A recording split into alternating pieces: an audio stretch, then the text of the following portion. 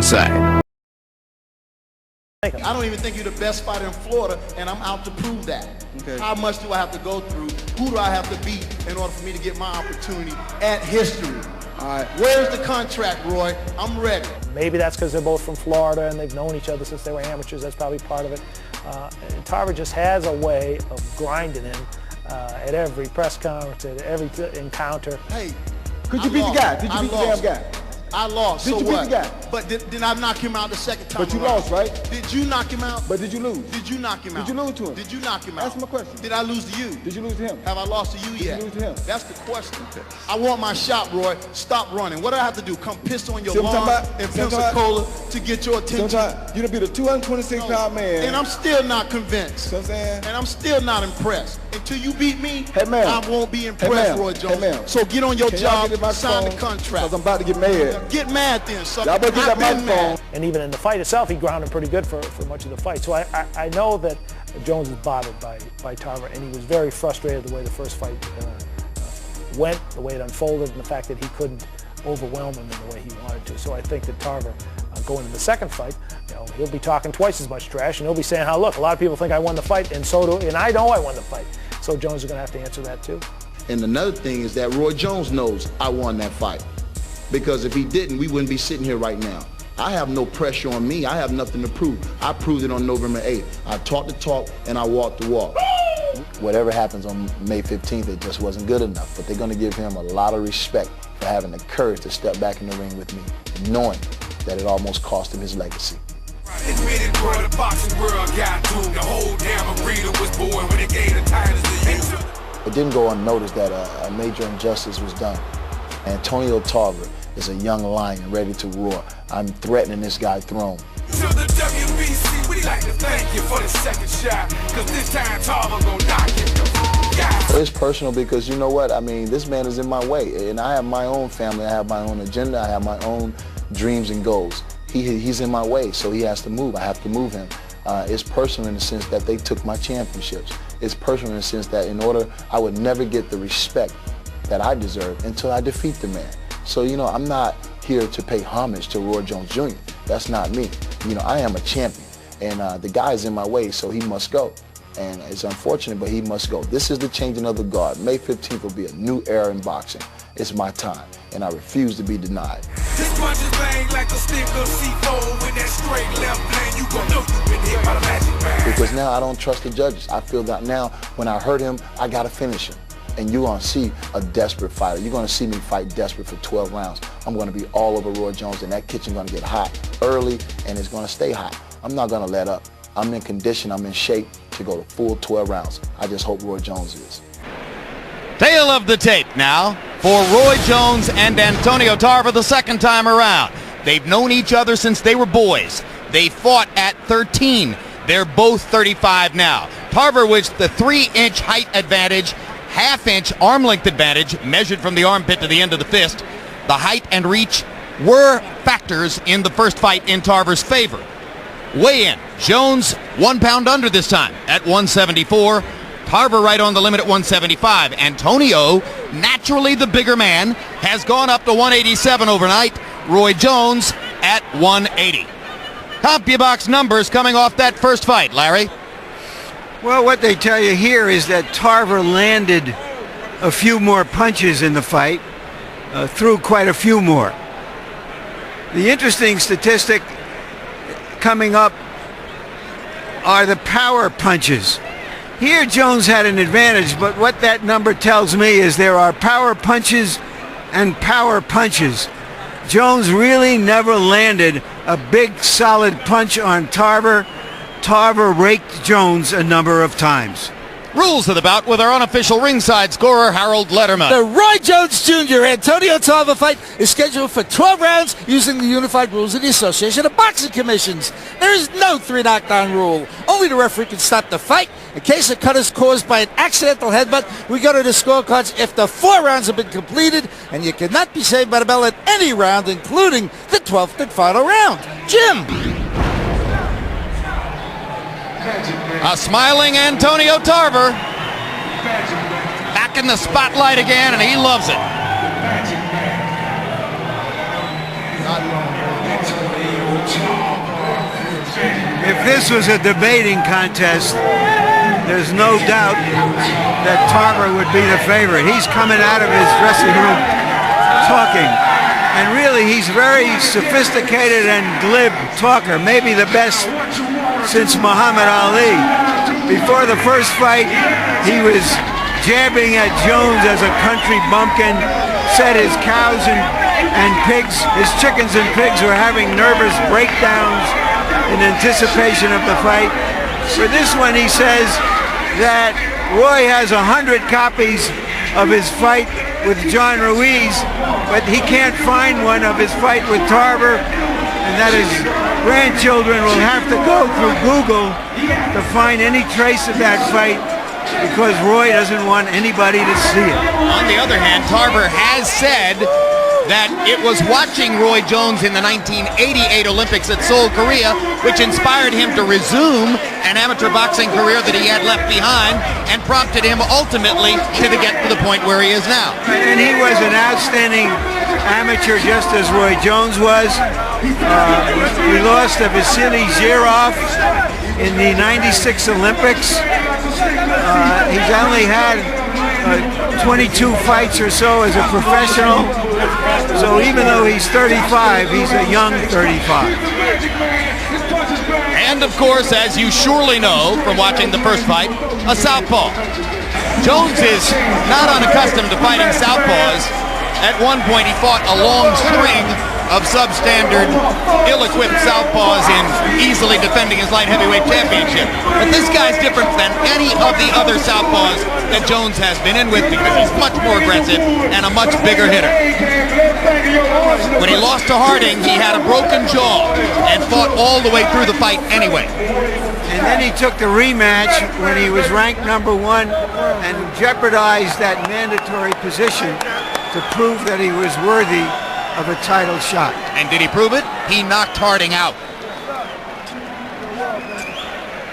So Antonio Tarver has made giant strides in the last couple of years.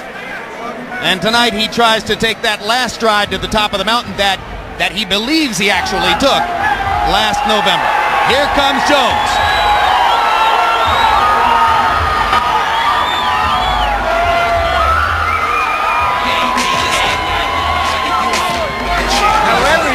At the first fight, whether it was because you thought Jones didn't take Tarver seriously enough or whether Tarver was that good, at the end of the night we saw something from Roy Jones that we had long wanted to see, which was how would he deal with adversity.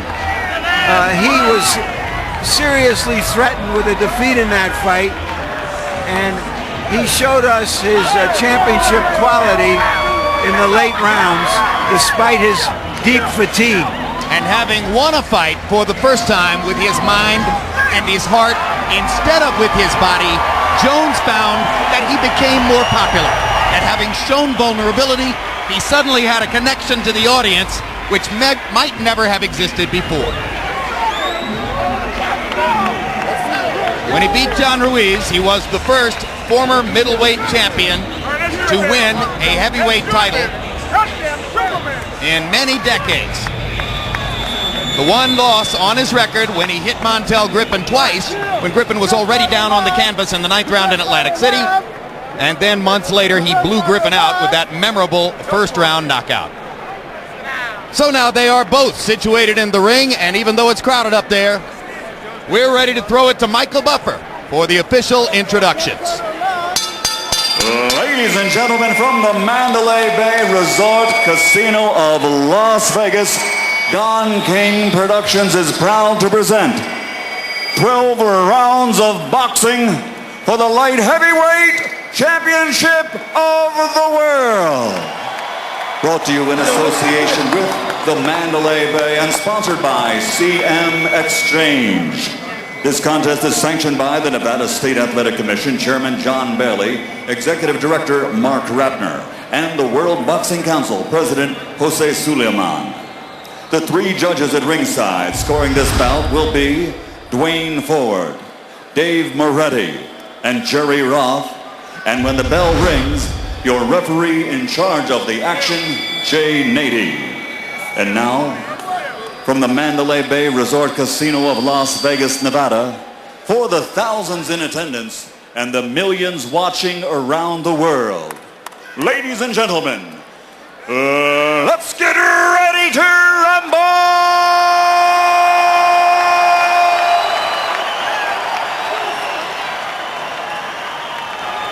Introducing first, fighting out of the blue corner, wearing blue, and he officially weighs 175 pounds.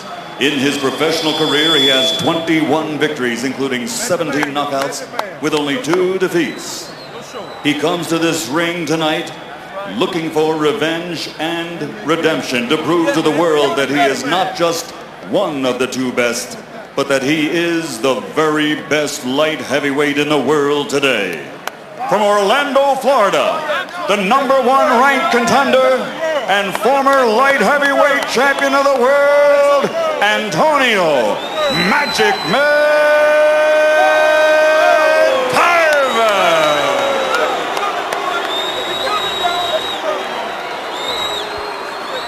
And across the ring, fighting out of the red corner, wearing gray, his official weight, 174 pounds.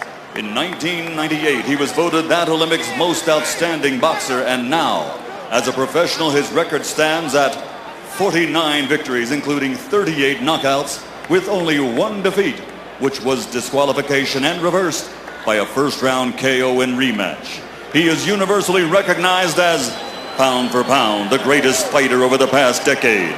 Tonight, we turn the page to another chapter of the saga of a boxing superstar. From Pensacola, Florida, presenting the former middleweight world champion, former super middleweight world champion, former heavyweight world champion, the reigning, defending, 3-time light heavyweight champion of the world, Roy Jones Jr. All right, you guys, I gave you instructions in the dressing room. Do you have any questions? I got a question. You got any excuses tonight, Roy? Let's not ask questions like that. Let's touch the gloves and go to work. Tonight, Roy? Let's go to work. Antonio Tarver wants to correct the scoring of the first fight. Roy Jones, in effect, wants to avenge a victory that was too close for his comfort. Let the fisticuffs begin. They don't want to wait for the bell. Emmanuel, you seen that before? I love it. No, I've never saw it, but I would like to see it more often. Never seen it. I got a question. You got any excuses tonight, Roy? What a start. Oh, he's very, very confident.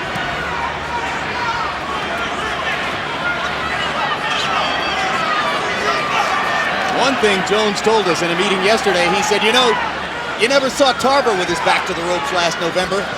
That was because I was too tired. He said, tomorrow night, I'll put Tarver against the ropes. And one of his most effective punches sometimes is that counter jab of Roy's. Whenever southpaw jabs, he likes to counter it real quick by slipping and then shooting his own jab very fast.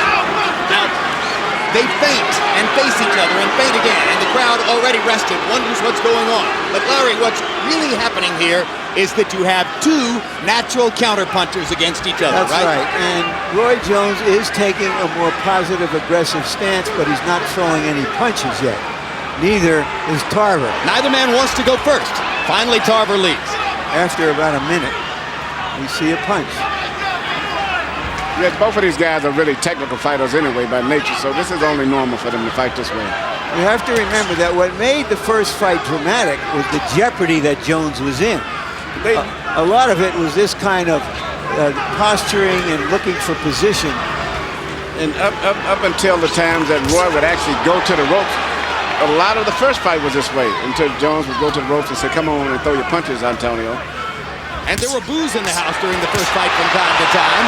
And already Jones is much more active and much more effective in round 1 than was the case on November 8th, when he seemed totally out of it those first 2 rounds.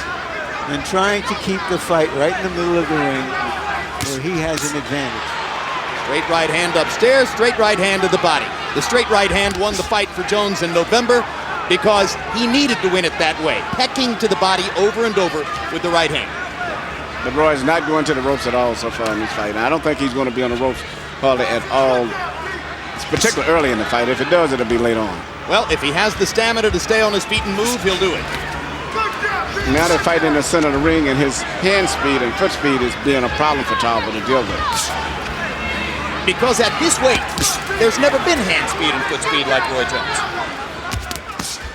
Whoa!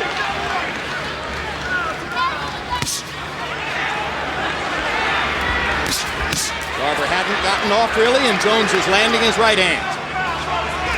So even though much of the first round was a phony war, posing and staring and looking, Jones has scored enough. He's scored enough to win the round, possibly, but he hasn't really been able to penetrate or find a style yet that can penetrate through Tarver effectively. Tarver lands a right hand. Good right jab. And another Tarver jab, and Jones answers with a hard right hand to the body as round one comes to a close. All right, baby. That's what I want. Just keep the control. Keep the control. Put it in the middle. Keep the control. Keep your feints going. Keep your feints going. Okay? Yep. This joke ain't coming to you. Let's keep him going back. You see what he's trying to do, right? Okay. Now let's get that jab working. But do me a favor, though. You got to stay low. Okay, now remember now, he's going to try uppercuts as well. So when you get low on the inside, you got to spin out of there. Okay? Let's get that jab working. Don't reach with the left hand yet, Antonio. Okay. Okay? Don't reach it. Relax. Okay. Relax, baby. Relax. It's only round one. Let's get that jab working now. Okay, let's get the jab going. Keep him going back. Just keep dictating to him. You'll be able to land some shots. Way to work. Way to work. Use your jab a little bit, some though. Feint, jab. Get your range, get them big shots off. All right? Keep that steel going, Joe. Okay. Good. Don't give him that much respect. Baby. Okay, when he's backing you up, stay low. Stop using that word, respect me. Okay, okay, baby. So you know what you do? Respect then let's go out there and get yours. Then go get yours, baby. Okay? Let's go get yours. Okay? Same as the last fight, ain't nothing different. Okay? He's just trying to bully you. Okay? We ain't here for that. Okay, baby? Stay low, keep that jab working now. Jones's good friend Derek Smoke Gaynor is seated in round two. Between rounds, after listening to Alton Murkerson, Jones nearly craned his head all the way out between the ropes to listen to whatever it was Gaynor had to say. So evidently he has a lot of respect for Gaynor. It's interesting, Murkerson has been with Roy throughout his entire career, and that's really rare today. It means about going on 16 years almost. Well, Roy Jones has been very loyal to people who work for him and to his friends.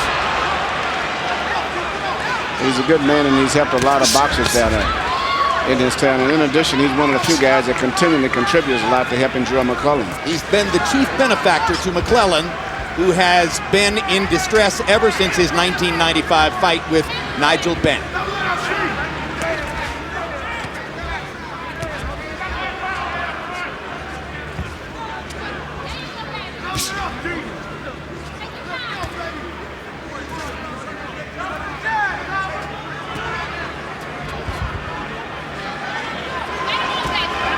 Now in round two, very much the same kind of action that you saw toward the end of round one. Tarver stalking now more aggressively, more concertedly, and seemingly accepting the role of the leader in the counterpuncher's war. And there's a hard left hand by Antonio Tarver. Jones tries to come back with a right to the body and a right upstairs and another right to the middle of the belly. You know, it's interesting. I'm watching Tarver. He seems to still be giving Roy problems. Roy has not found a way still to get a sustained attack against him. And down goes Jones on a hard left hand, and that is the most that Roy Jones has ever been hurt. Only Lou DeVal ever knocked him down. Jones may not get up, and he makes it up. It's over. Jay Nady stops the fight, and Jones is still on Queer Street, and that's amazing. What a statement by Antonio Tarver. One big left hand shot. He said, what excuses do you have tonight, Roy? No excuses.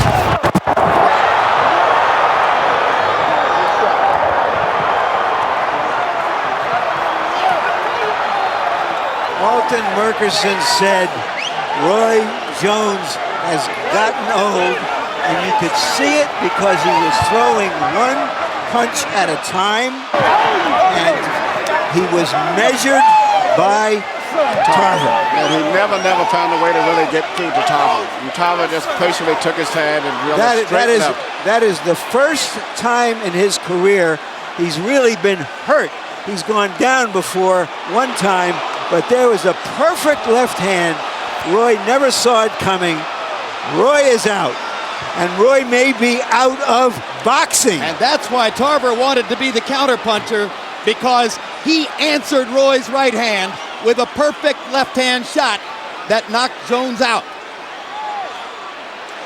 There it was. One previous knockdown against Lou DeVal, that was a flash in Madison Square Garden in New York. This is the first time Roy Jones has been hammered by a power punch, and it's cost him a fight.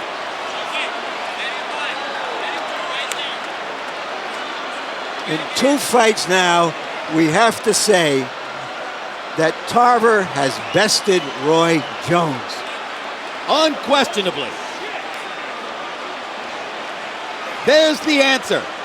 You know, Jones was still a heavy favorite in this fight, despite everything that happened last November. Here's his valiant effort to get up, but when he managed to get to his feet, at 9, I believe, Emmanuel, he was still wobbling. If he'd have got on up and they let the fight continue, he would have been seriously hurt. There's one other thing, Emmanuel. When a fighter has spent most of his career trying to avoid punches and never taking a lot of punches, when he gets nailed with a big punch, that's what can happen.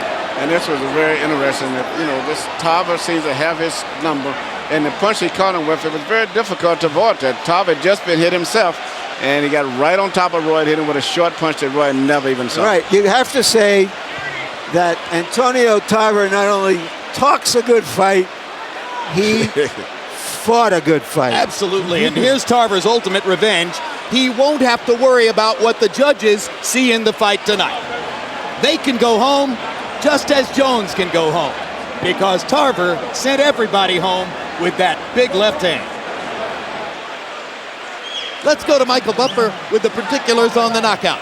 Ladies and gentlemen, referee Jay Nady reaches the count of 10 at 1 minute, 41 seconds of round number 2. The winner by knockout victory, and once again, the light heavyweight champion of the world, Antonio Magic Man Tarver.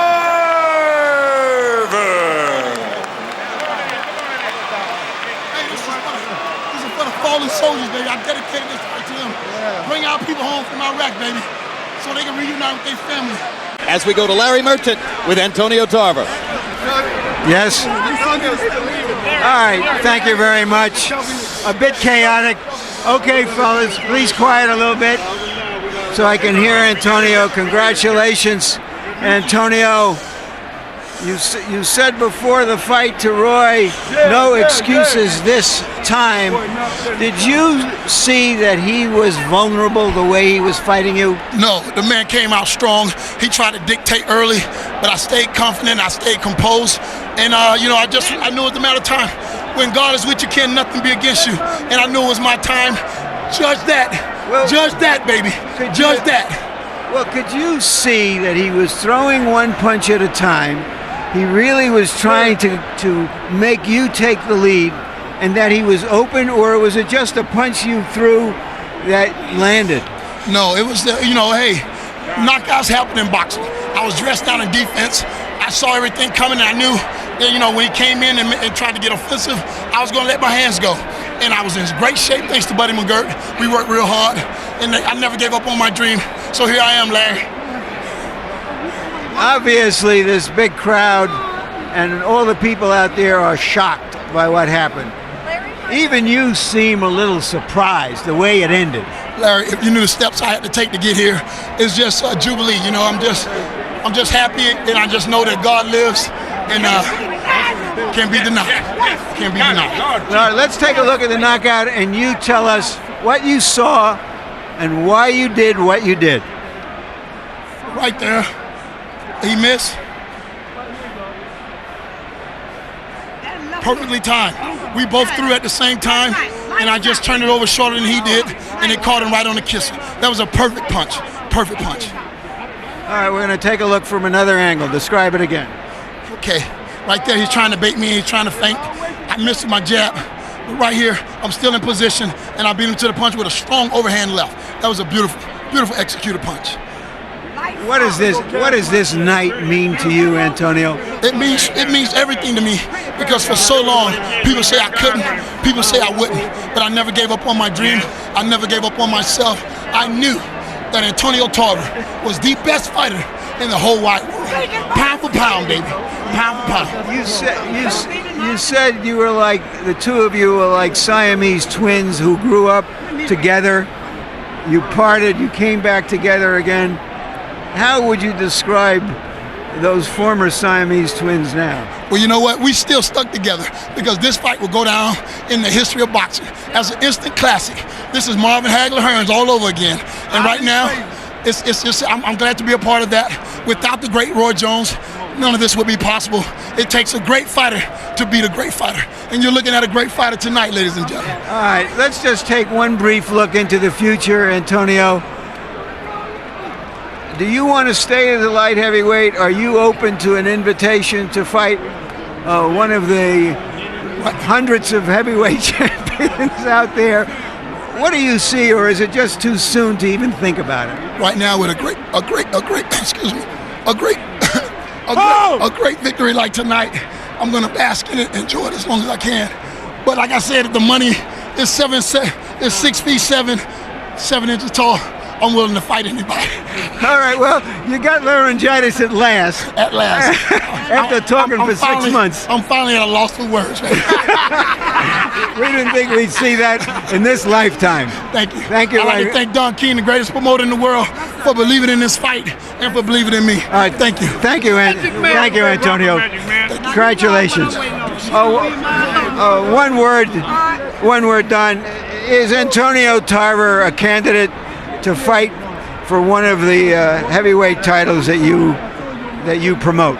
Yes, he is. He's a candidate for anything. Tonight he did a super thing. He beat Superman. He certainly showed that he's a great, great fighter. This was a shock and amazement of the world, as Muhammad Ali would say. And we're just delighted that Antonio Tarver came in and made this fight what it can be. It was a great cash card all the way through. And all of my heavyweight champions are ready to fight anybody. Vitaly Klitschko is the top of the list for Layman Brewster, for John Ruiz, or for Chris Bird. And now we got a new one in there with this young man here who just shocked the world tonight on HBO pay-per-view. There's Tarver, Antonio Tarver. Thank you very much, Don. Jim? Here's one of the great elements of this story. Ever since Olympic coaches soured on Antonio Tarver in Atlanta in 1996, he has been subjected to a backroom, behind-the-back insidious campaign during which he has received the worst insult that can ever be hurled at an athlete. Over and over and over, all of us in the sport have heard people say, Antonio Tarver has no heart. It's such a rubric that it was almost a given, an article of faith. Well, they'll never be able to say it again. No one should ever utter, after what he did 6 months ago, after what he did tonight, that Antonio Tarver has no heart. That is disproven forever. Here's another fighter with heart. Let's see how he responds to his worst moment. Larry Merchant with Roy Jones. Thank you, Jim. Roy, there's a first time for everything. You know how that goes, Larry, and there's no excuses on my part. I come out, I do what I do. You know, I've had an illustrious career. I've enjoyed what I've done. And guys always are up to fight Roy Jones Jr. Roy Jones Jr. has a hard time getting up to fight guys, you know what I mean? Because it's really nobody out there that Roy Jones Jr. really feel that way about. So, you know, it happens. But you have to feel that in terms of preparation, you gave your best. Yeah, I did. I gave it what I had, you know, and I got myself best prepared that I could, you know, under the situation. I'm not making no excuses, and it happens like that sometimes. Do you think that you're trying to stay in the middle of the ring and take control of the fight in some way, left you open? I'm not really sure. I have to look at it and see again. The main thing was that, you know, I'm a warrior. I'm gonna fight. So like, even when I don't feel well, I don't feel good about certain things, I'm still gonna fight. So I'm always gonna go down and fight. And I thank God for blessing me, giving me the opportunity to come out and do what I do. Are you suggesting there is something wrong with you coming in tonight? No. I'm not saying. I'm just saying. Roy Jones Jr. gonna fight regardless. He don't care. You know what I'm saying? So what did you two say to each other after the fight? I said good fight, good shot. That's all I can say. All right, we'd like you to take a look, your second look at it, but this time you may get a different view of what happened. All right. I threw a right hand, and he came up, I backed out, and he threw an overhand right off of my right hand. I tried to throw a hook, and he threw an overhand, and it was a good shot. Very good shot. Has anything like this ever happened to you before, anywhere, anytime? Yeah, I've been knocked down as an amateur once. Something similar to that happened to me, and you know, it happens to the best of us. What does this mean for the rest of your career? Do you want to fight Tarver again? Do you want to go back to the heavyweight division, or is it over? I could fight Tarver again. I could go back to the heavyweight division. Actually, fighting somebody like Tarver is not really of interest to me, because that's why I don't get motivated for these type of fights. The heavyweight fights were the better ones, were the funner ones, and then I let myself come down to try to do this for the people, for the fans, and I should have left it alone, but I did it, and the guy won a good fight. I have no excuse. I thank God for blessing me, giving me the opportunity to come out and do what I do. I did. I gave him my all under the circumstance that I could, and that was that. So you're suggesting that when you come back, you're not going to go out on this kind of a defeat, and you'll come back as a heavyweight? No, I ain't said nothing. Yeah, I ain't said what I might do. You know, I ain't sure if I'm gonna go out. I'm gonna stay the same. I ain't sure what I'm gonna do yet. If I don't have no more interest in it than I do now, then it's best for me to stop. You've accomplished everything you've ever wanted to accomplish in boxing. Exactly. And these fights are just icing on your big cake. Basically, you know what I mean? It's like, for me, I have no real enjoyment in doing nothing like this. I would rather fight the heavyweights. When you fight a guy like this, it's like, what you fighting for? What you doing it for? Thank you again, Roy Jones.